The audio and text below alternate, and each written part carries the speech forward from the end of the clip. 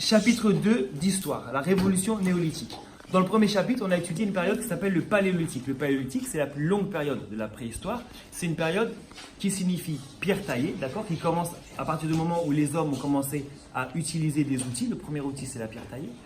Et surtout, une période où les hommes ne trouvaient leur nourriture dans la nature. En moins 10 000 ans, l'être humain, l'Homo sapiens, va inventer quelque chose, va observer la nature et va essayer d'imiter la nature en plantant des graines et en domestiquant les animaux. Donc il va inventer l'agriculture et l'élevage. Et ça va avoir des énormes conséquences sur son mode de vie. D'accord ? Il ne va plus chercher sa nourriture dans la nature. Petit à petit, il va produire lui-même sa nourriture grâce à l'agriculture et à l'élevage. Dans la première partie, on va voir comment s'est opérée cette révolution néolithique, comment a été inventée l'agriculture petit à petit et comment elle s'est propagée petit à petit sur la planète. Et dans le grand 2, on va voir comment est-ce que ça a bouleversé les modes de vie. Grand 1, l'invention de l'agriculture et de l'élevage. La première des choses,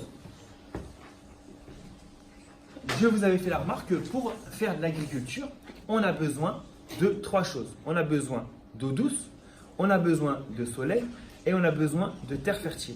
D'accord ? Donc l'agriculture, c'est assez logique qu'elle naisse dans un endroit où on trouve ces 3 choses-là. D'accord ? Il y a une région du monde, la région du monde où est née l'agriculture, qu'on appelle le croissant fertile, d'accord ? Où on trouve du soleil. Cette région se trouve au Moyen-Orient, une région ensoleillée.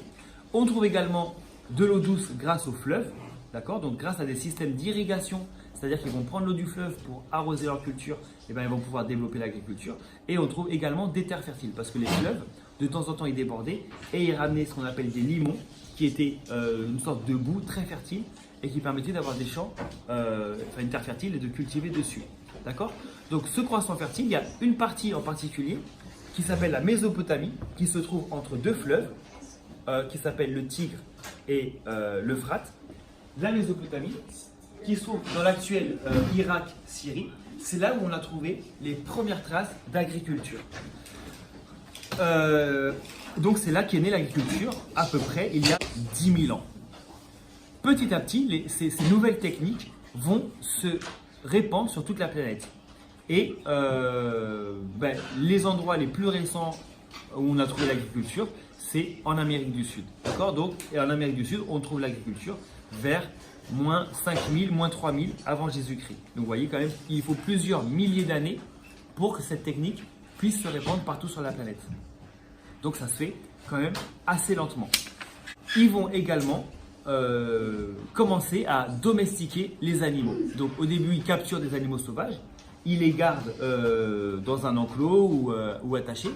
Et petit à petit, ils vont à chaque fois sélectionner les animaux les plus calmes.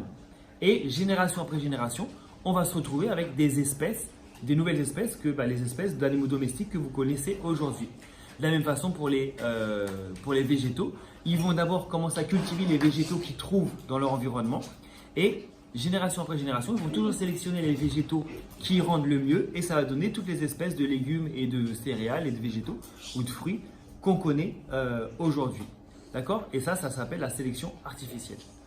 Les premières traces d'agriculture, on les trouve en Mésopotamie. Et vous voyez que le croissant fertile, c'est la Mésopotamie, mais c'est aussi tout le nord de l'Égypte, d'accord ?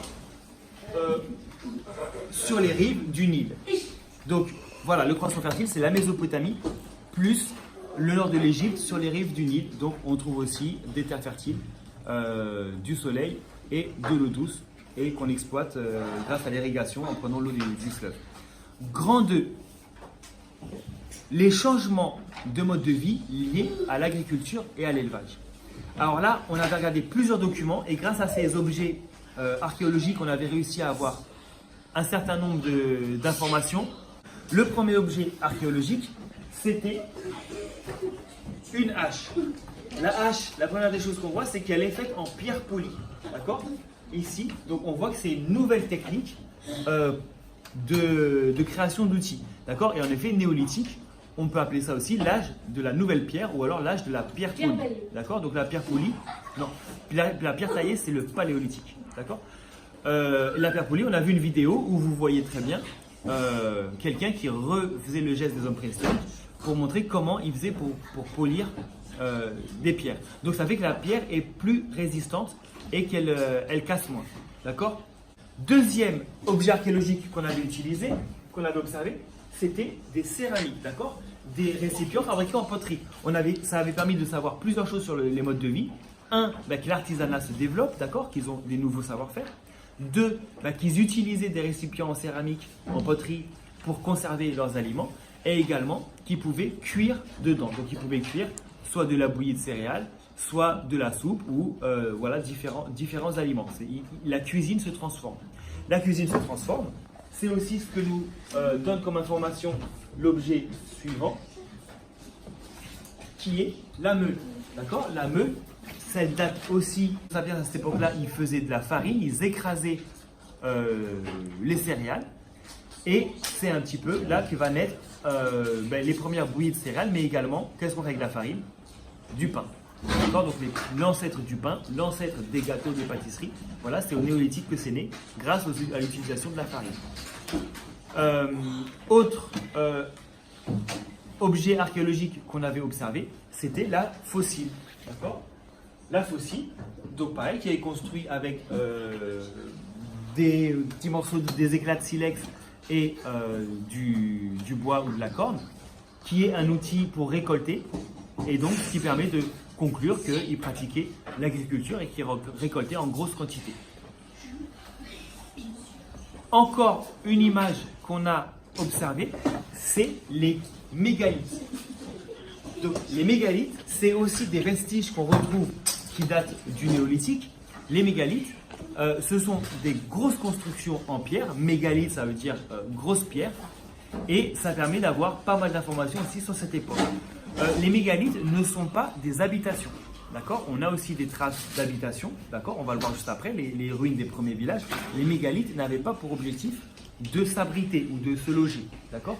Mais c'était plutôt, d'après les hypothèses qu'ont fait les archéologues, c'était plutôt des structures qui matérialisaient un petit peu, qui permettaient de localiser les croyances de l'époque et les religions de l'époque. Donc ça montrait que dès le début de l'humanité, les Homo sapiens ont développé les croyances et les religions.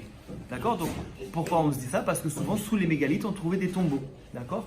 Sur les mégalithes on pouvait trouver des dessins qui s'apparentaient à des dessins plus ou moins sacrés. D'accord? Donc voilà, les mégalithes qui sont des grosses structures qui sont un peu l'ancêtre des temples, des églises, des mosquées, des synagogues, etc. Dernière chose qu'on a vu dernier document qu'on a vu dans ce chapitre, dans le grand 2, c'était les ruines des premiers villages. D'accord? Alors, je vous le remets pas tout de suite au tableau, mais je pense que vous l'avez tous en tête. Par exemple, le village de Satal Uyuk, qui est un village clairement défensif. Il n'y avait pas de rue, d'accord? Et les premiers villages naissent aussi, justement, des surplus agricoles, d'accord? L'agriculture a permis de beaucoup produire. Donc du coup, quand votre tribu, elle produit beaucoup, il faut protéger cette récolte, il faut la conserver. Donc on construit des greniers, d'accord, en céramique, des greniers qui sont des gros récipients en terre cuite. Et ces greniers, et aussi, il faut les protéger. Il faut les protéger des attaques des autres tribus. Et c'est pour ça que les premiers villages vont se construire pour protéger les greniers. D'accord? Et c'est pour ça que ces villages-là, il n'y a pas de rue. D'accord? C'est juste des maisons les unes sur les autres, où on circule, par exemple, surtout sur les toits. Et il n'y a pas beaucoup de fenêtres non plus. D'accord? Donc c'est vraiment pour se loger, mais dans un but défensif, pour protéger les récoltes et la tribu. Et donc ça permet de conclure aussi que, ce que vous saviez aussi, c'est que c'est à ce moment-là que les Homo sapiens vont se sédentariser. D'accord? Donc au paléolithique, les hommes sont nomades, ils se déplacent en fonction des saisons pour chercher leur nourriture. Au néolithique, on se sédentarise, on reste de plus en plus proche des cours d'eau. Et on n'a plus vraiment besoin d'être nomade parce qu'on produit sur place la nourriture, donc à côté des fleuves qui permettent d'irriguer les cultures. Pour terminer ce grand 2 et terminer ce chapitre sur la révolution néolithique, le fait que les hommes se sédentarisent, le fait qu'ils cultivent, ça va avoir aussi d'autres conséquences très très importantes sur la société. Un, c'est là qu'il va y avoir de plus en plus d'inégalités sociales. D'accord? Il va y avoir certaines personnes qui vont posséder la terre et petit à petit qui vont mettre les autres à leur service.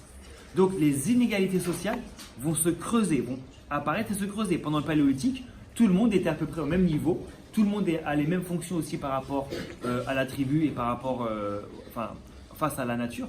Au Néolithique, c'est là que vont se apparaître et se creuser les premières inégalités sociales avec des groupes qui vont commander, qui vont devenir petit à petit une sorte de noblesse et des groupes qui vont être soumises à eux. D'accord? Il va y avoir aussi une spécialisation dans les métiers, comme on l'a dit. Il va y avoir certaines personnes qui vont se spécialiser dans l'agriculture, d'autres se spécialiser dans l'élevage, d'autres se spécialiser dans l'artisanat, soit le textile, soit la poterie, etc. D'accord? Petit à petit, on va arriver à l'âge du fer, on va exploiter le fer et il va y avoir aussi les forgerons. Et voilà, d'accord? Donc l'artisanat se développe et les hiérarchies sociales également se développent. C'est bon.